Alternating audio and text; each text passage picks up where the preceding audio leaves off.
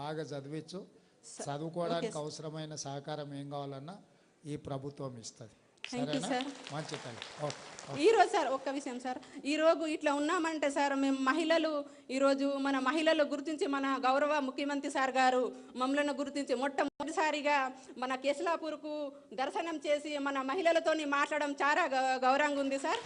అలాగే నేను ఈరోజు మేము ఒక చిన్న ఉపాధి సంఘం నుంచి ఉపాధి దొరికిందని ఐటీడీఏలో కోఆర్డినేటర్గా చేస్తున్న సార్. 10,000 రూపాయలతోటి నేను ఆనాటి ప్రభుత్వం ఉన్నప్పుడు 10,000 రూపాయలు, 1 రూపాయి మిగిలిపోతుండే సార్. ఈనాటి ప్రభుత్వం వచ్చిందైతే 6,000 రూపాయలు నా చేతులు మిగులుతున్నాయి సార్. కేవలం మా ముఖ్యమంత్రి చేసిన సహాయం ఇది మొట్టమొదటిసారి మన మహిళలకు గుర్తించి ఒక గుర్తింపు ఇచ్చిండో సార్.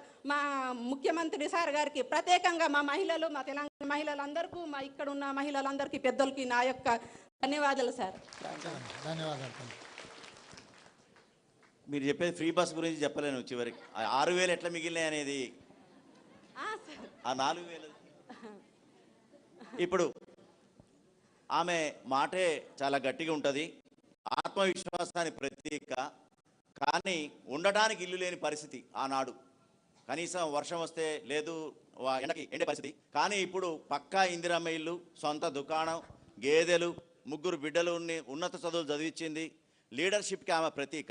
ఆమె మన సిరిసిన్న గ్రామం, చెలిమెల మండలం సుమిత్ర గారు.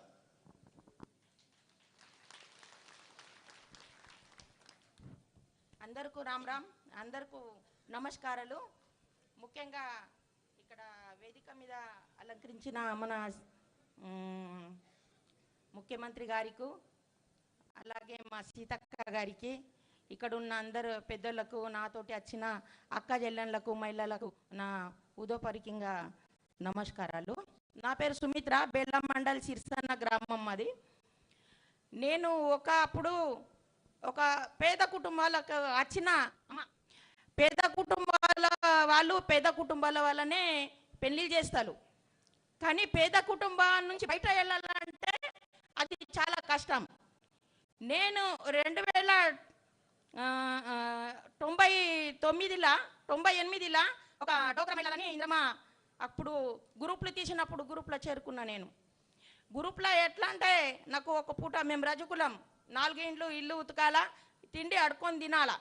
అక్కడ గుడిసె లేకున్నా కూడా వేరే గుడిసెల పండుకొని మేము కాలం తీసిన కాలాలు కూడా ఉంది.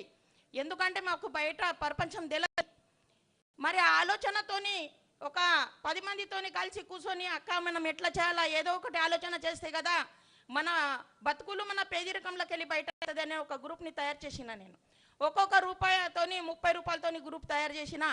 ఆ నా గ్రూప్లని బట్టి అన్ని 8 గ్రూపులు నా విలేజ్లో 8 గ్రూపులు తయారు చేసిన. నేను ఆ 8 గ్రూపులతోని నేను ఒక వివోని తయారు చేసిన. 2002లో వివోని తయారు చేసి ఆ గ్రూప్లో నా ఎస్హెచ్జిలో అభ్యుదయ ఎస్హెచ్జి నాది, అభ్యుదయ ఎస్హెచ్జిలో కూడా నాకు అధ్యక్షురాలుగా ఎన్నుకున్నాను. అక్కడనే వివోలో కూడా నాకు అధ్యక్షురాలు, పద్మావతి మండల సమాఖ్య బేలలో కూడా నాకు అధ్యక్షురాలుగా ఎన్నుకున్నాను.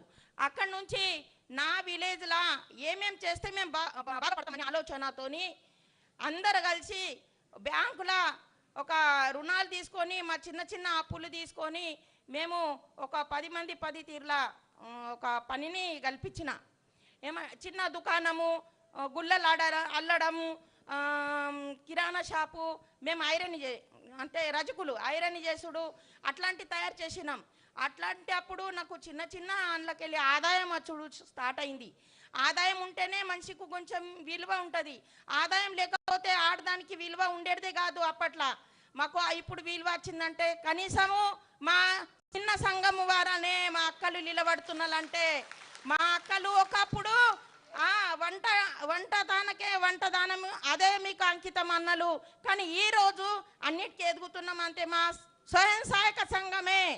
మా స్వయం సహాయక సంఘము మాకు ఆర్థికంగా మళ్ళా బయట వేసే గౌరవం, ఇంకా మాకు ఏదో ఇంకా రకరకాలు ఇప్పుడు చూసిండ్లు ఇవి అన్ని మా సంఘాల ద్వారానే మేము పొందినామంటే మా చిన్న సంఘమే. ఇప్పుడు నాది సొంతంగా నేను ఒక పిల్లలని 3 పిల్లలని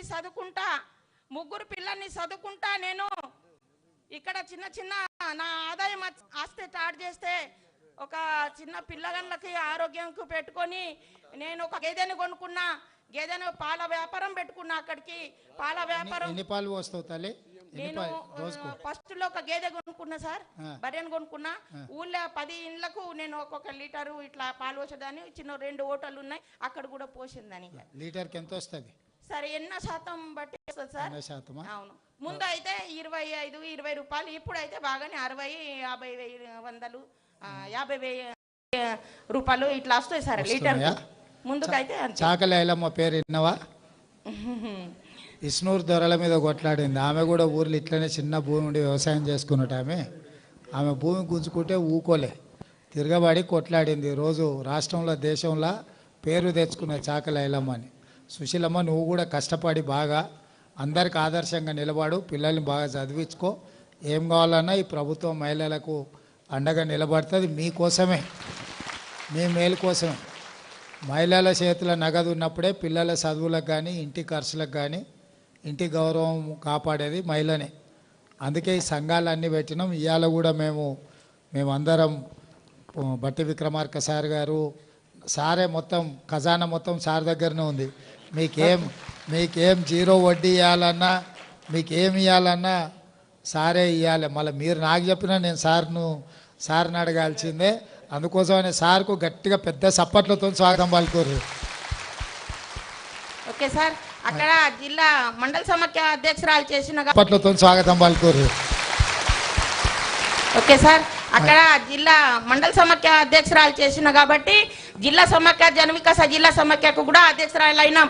2007లో ఇక్కడ అన్ని చక్కగా పనులు చేస్తున్న అందరు పేదవాళ్లకు బయట తీసి అందరు గ్రూపులు చేసిన కాబట్టి నెల్లూరులో సోనియా గాంధీ వచ్చినప్పుడు నన్ను ఇక్కడ నుంచి తీసుకెళ్ళిండ్రు. నెల్లూరులో సోనియా గాంధీ అమ్మ వచ్చినప్పుడు, అమ్మ నువ్వు ఎందుకు వచ్చినావు ఇక్కడ అన్నది. అమ్మ, మా హక్కులు అడగదానికి వచ్చినాము, మేము పేద కుటుంబాలకు వెళ్ళి వచ్చినాము, మాకు ఏదో ఇంత సాయం అవుతుంది అని అడగదానికి వచ్చినామని సోనియా గాంధీ అమ్మతో మాట్లాడినా. అయితే సోనియా గాంధీ అమ్మ ఒకటే మాట అంది, అమ్మ మీరు లక్షపతిలు కావాలా, మేము లక్షపతిని ఈ రోజు అయినా కానీ ఇప్పుడు అడుగుతున్నాం సార్, మా సీతక్కకు మేము కరోడపతి కావాలని. మా పిల్లలు లక్షపతితోని సాతగా, మా పిల్లలకు లక్షపతి కాదు అమ్మా, ఇవాళ రేపంటే చాలా కష్టమైతుంది. అందుకే మేము సీతక్కకు సాయంతోనే అడుగుతున్నాం. ఎందుకంటే మా చేతుల్లో అయోధ్యలు ఉన్నాయి, మేము యుద్ధంకు తయారున్నా కానీ మాకు విద్య రాదు సార్, మాకు నేర్పించాలా చాలా చాలా నేర్పించాలా. సుమిత్ర గారు, ఓకే సార్, మాకు ఏదన్నా తప్పు మీకు ఇన్ఛార్జ్ గా సీతక్క నేసినాం ఆదిలాబాద్ లో. మీ ఆడబిడ్డ ధన్యవాదాలు సీతక్క, ఇంకొకసారి గట్టిగా చెప్పట్లు. చివరగా సార్, గతంలో అప్పులతో ఈదిన కుటుంబం ఇప్పుడు ప్రస్తుతం 1 మిషన్తో స్టార్ట్ అయ్యి 7 కుట్టు మిషన్లతో 5గురికి ఒక్కొక్కళ్ళకి 15,000 రూపాయలు తనే జీతం ఇస్తుంది. 75,000 రూపాయల జీతం ఇచ్చే స్థాయి